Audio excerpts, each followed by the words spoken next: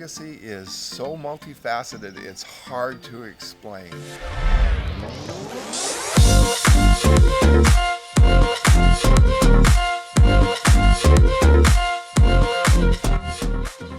Hello, I'm Dr. Paul Abell, and I've spent most of my life as a holistic longevity therapist, my own creation of a career.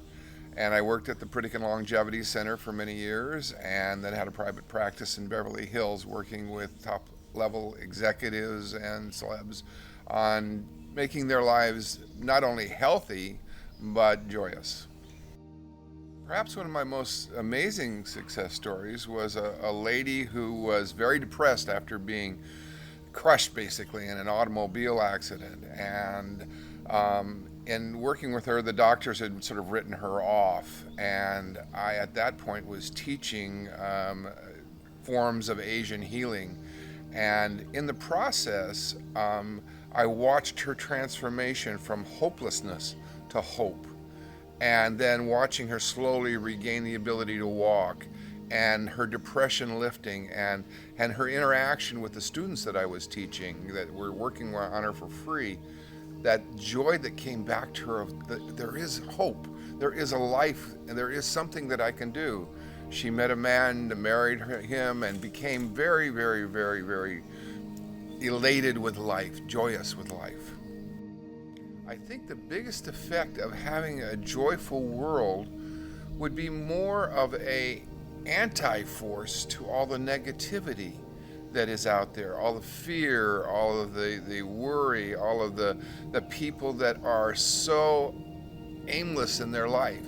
If they found their true joy, they found their purpose, their dharma, their reason for being here, then the world would be in like a concert energy. Everybody would be playing the same instrument. They would be on a path that resonated with each other in a way that would keep them focused, number one, would keep them in the process of making this world a better world. The challenge that I think the world faces right now is that the negative emotions have somewhat of a stronger effect on us at times than they should. Equally powerful is joy, they just don't know it yet. I think that's part of it. So they haven't experienced enough joy in their life to understand the true power of it, especially in canceling off the negative, even biochemical reactions that they're getting of long-term cortisol release, and their body is going into a fear, fight, flight response. The good dopamine kind of chemicals that our body gets can actually be a counteracting force to that, but it also it clears the brain. It makes the brain much more effective in manifesting what they want in their life as their true path. The culture of fear is one of power dominance. What's stopping people is the fact that they buy into, oh my God, if I don't follow this particular path, follow this particular leader, follow this religion, this whatever it is that is the dominant force over them, that they don't see the alternatives because they buy into a thought form that is limiting. And why people do the limiting from above to others below, it's a suppressive thing, it's a controlling thing. And the people that are in control of other people don't want them to have that freedom of joy. For some reason of power or ego or money, they have this ability to feed off of other people's fear and lack of joy. I had an epiphany coming here today. I was driving here knowing that I would be in the chair of joy and that I would have to come up with something that was a significant joyous event in my life. And this is it. This moment is it. That I realize my whole life has been divinely or from a higher intelligence, telechy of the universe, to be here now in this moment in the chair of joy, realizing that my whole life has been one of teaching joy, of inspiring joy, of creating joy in others, modeling joy for others, writing the book about it, doing everything that I've done in my life. And this moment is absolutely perfect for me. And I got this just whoosh of joy all over me that was like, yes, you're doing it. So when you're the Nike sort of idea, just do it. If you're doing the thing that is your Dharma, that is the most joyous thing you can do. My chair of joy in my house is in my front room, looking out at my Japanese garden, looking at my house that I built myself, basically. It's all Japanese antiques, and because in some way my soul probably was in the Asian theater for many, many lifetimes, because I resonate to that form of beauty, of organization, of architecture. And so my chair of joy is an old-fashioned leather recliner, and it's a place where I write, where I read. My lovely wife does acupressure on my feet. My son comes in and nudges me over and makes me look at the videos he's creating or whatever. That's my place. If you sit in your chair of joy just for a minute or two each day, it's that shift in consciousness that happens in that moment where you're not just sort of distracted by the external, but you go inward and you go, okay, what am I doing that is the thing that fills me? And in that chair, in that moment, it's a reminder not to get trapped back into the world of negativity, of negative emotions, of negative energetics, so that you're in that positive shift. Doing it 3 times a day is probably too little. In the world that we live in, it's probably you need it every other hour practically to remind you. If you look at the news for a minute, or you get a call from somebody who's like in complete meltdown, or your child is having a meltdown, and you have to respond to that in a way that's not reactive. So it's a reminder of the positive side of things rather than getting sucked into the negativity. The chair of joy to me is something that is a physiological experience. When you sit here and you move into the consciousness of joy, the body starts literally secreting dopamine and all of the positive enzymes and hormones, and everything in your body sort of goes into this chain reaction that is an antidote, literally, to the cortisol and adrenaline and all of those fear, flight, fight, emotional chemicals that are secreted in our body. I'm trying to put it in simple terms, but there are these chemicals that the news will create a whole flood of cortisol. It's like cortisol is the chemical that is secreted in your body when there's a tiger out there in the forest and you don't know where it is, as opposed to adrenaline and you're face to face with the tiger. And so that is the emotion that probably brings us down, or the chemical reaction that brings us down. The most is that cortisol release that most people sustain. Sitting in the chair of joy will actually cancel that. That's the positive part. I love your chair, but I must say that any chair can be the chair of joy if it is used in the way that this one is, where you sit down and you take a moment, and in the chair you're realigning with what your purpose is in life. Anybody can do this. You can be in a service. You can be in jail and do it. You can do it anywhere you want, and it will change your life in the sense that it'll keep you focused on the positive rather than the negative. And I keep coming back to that because that's the joyous paradigm for people, is that this chair can be something that they can use to find their life a fulfilling life. The people that are at the top of the pyramid in terms of power structures in this country, if they did this, on a regular basis, money and power and greed would not have the influence as much as what can I do for my people to make their experience something that is a joyous experience of work, because work can be very joyous, and something that their life is better because of. So that's what I think the chair could do from the top to the bottom.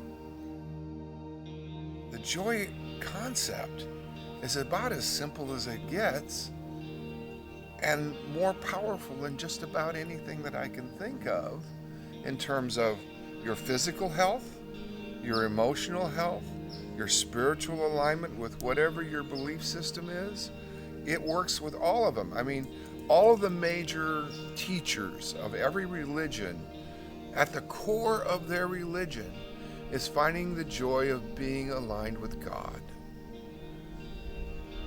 This place that you go to here is a perfect alignment with that. With your psychology, it is the perfect thing that keeps you balanced, and I studied voice dialogue of embracing the different personalities within us. And one of the keys to that was embracing the opposites. Yes, embracing your warrior and your peacemaker, your lover and your angry person, but you have to embrace them in a balanced, centered point. And joy seems to be that. In Chinese medicine, the balanced emotion, that the heart shen, the spirit of the fire element, the thing that controls the heart in Chinese medicine, the balanced emotion of that state is joy. That is the thing in Chinese medicine, that if you can get people back to their shen, to their spirit, to the center of their heart, that's the thing that will make all the other systems in the body work well. I studied with a man named William Brew Joy, a teacher of consciousness, and why he was so powerful was he taught that the heart center, the chakra that is the heart in Indian philosophy, is the thing that predominates everything over everything else in terms of the chakra system. That is the thing, that's the balance point. 3 below, 3 above. It is the balance point of your life, is that heart chakra. I wrote the book Joy Is 365 Keys to Longevity more as a reminder to myself of what was important in life, and then as a legacy to my son. When I became a father at age 65, I'm now 74, I realized that I needed to live a long time. Now, being a longevity therapist, I think, well, that should be easy. But none of us are perfect. And so I thought maybe it would be good to go back and just take a look at everything I'd learned. And I went back over all of the literature and everything else, and there was this X factor that all of these studies were doing about what is longevity, what causes longevity. They studied the blue zones around the world where people live to be very old. And there was always this X factor. Diet, exercise, nutrition, yes, important. But what's that other thing? All these different, and I started writing them down. I got to 2,000 different kinds of concepts. And I realized that there was a general unifying thread that went through all of them, and it was joy. That all of those things that those people were doing had a key element of joy in them. And I went, aha! The light bulb came on that joy and longevity are just so tied together. And that's why, and a friend of mine who was an author said, nobody's going to read 2,000 different entries. You need to boil it down to simplicity. Simplicity is the essence. And for somebody who talks all the time, that was very difficult. But I did it, and she helped me, and bless her. And we came up with 365 one-line concepts to meditate upon. If you sat in your chair of joy and you just opened the page in the middle of the book, that's your lesson for the day. And it seems so elemental, so simple. But if you realize the impact of that one sentence on your life, if you did it, how different things would be. So that's why I wrote it. As we bring the World Council of Joy to its functional peak, the people who are in charge of that process of disseminating the concept, activating the concept, getting people engaged, if that worked, okay, it would have this, like the pebble in the pool, the rings of effect would go out in every avenue, every realm of the country, of the world, as people became less hostile, less defensive, less of all of those things that limit them, and work together to make the world a better place, it would be a better place. So they have the potential, literally, of in government, in corporation, in the corporational world, in the religious, all the different religious groups. What if they all work together? And they all realize that there's only one supreme intelligence in the universe that created this all, and would probably like to see us all not kill each other and fight each other over whose God is better. And they all went, yes, okay, let's embrace everybody with this joyous love of life. That would be the effect if everybody, when everybody got together. I would like to invite anyone who's in a position to expand the consciousness of joy. That's the word, to expand the consciousness of joy out there in the world in any way they can. To sit in their chair or to make their corporation, make their governmental office, make their governmental functioning not a weapon, but an instrument of joy. See, that's the thing that has to happen, is people have to activate it.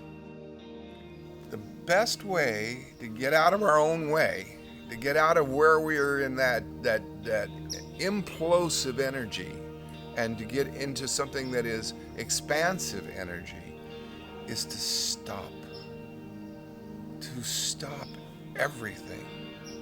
To take a daily time and be still. And in stillness, there is amazing wisdom. There's a line in my book that there is the source of joy, is stillness. Because in that still moment, when you are at one with just who you are, in that moment where you are, then the linear brain shuts off, literally. The left side of your brain shuts off, and you move into a much more balanced awareness of where that moment is in the flow of your life. And you have a chance in that moment to go, is this where I want to be? Or is that where I want to be?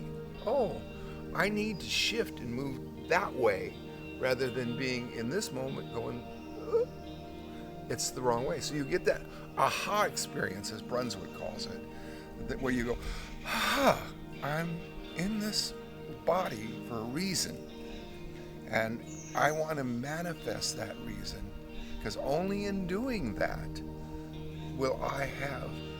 It's like if you're not doing that, are you living life right?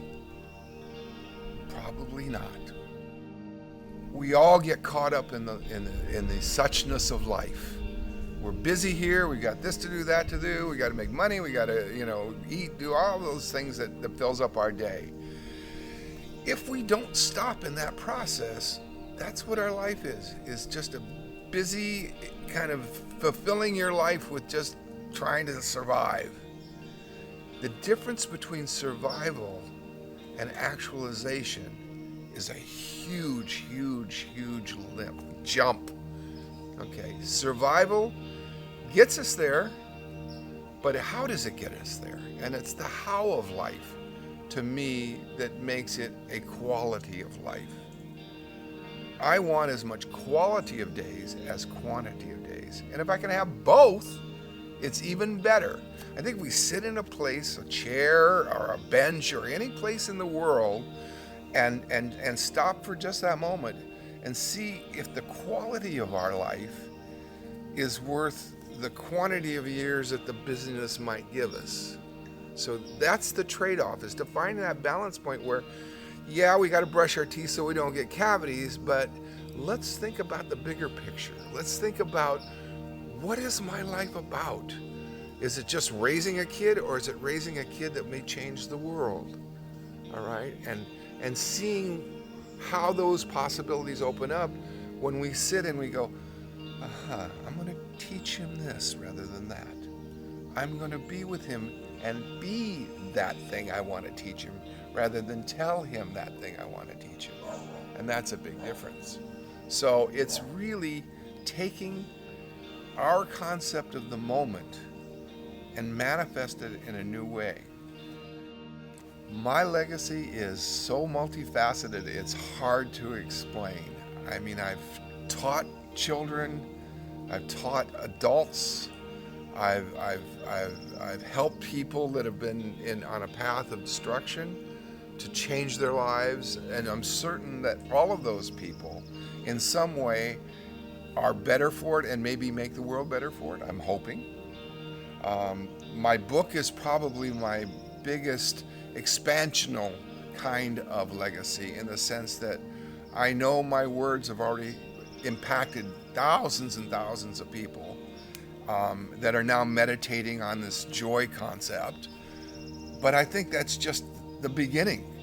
I think my legacy is yet to be completely defined, because I'm now newly involved with the Council of Joy, and I'm excited about that because it has such potential of not only just getting my book out there, that would be great. I'd love to have people use it as a template or a way to find their joy, but to see how we can ignite the world.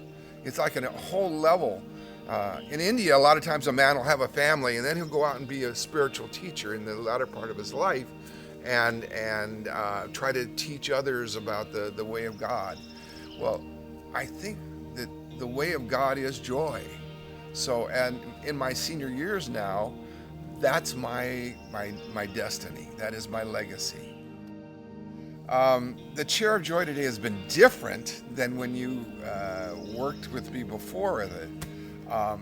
It has, I think, being in the chair, because it's such a throne, elevates you to a more lofty kind of perception of what this experience could be. And even driving here, knowing that I was going to do it, was a shift in consciousness to, rather than just talking about my son and the joys that I have on a more molecular level. This made it macular. I mean, it made it much larger than it was before. If anybody has any doubts about the power of this, stop, look, and listen to the message that's coming out here. Just think of the idea of a world that was filled with joy, a world completely purposeful toward joy, not killing, not greed, not any of those things that, oh, I'm not going to have enough. Is that everybody, it'd be inclusive. Everybody would have enough, because we would make sure that everybody had enough. And that's the potential of this, is that really that what the JOYELY, the World Council of Joy, what Sherilyn's doing is really a worldwide panacea for a lot of the ills that are there.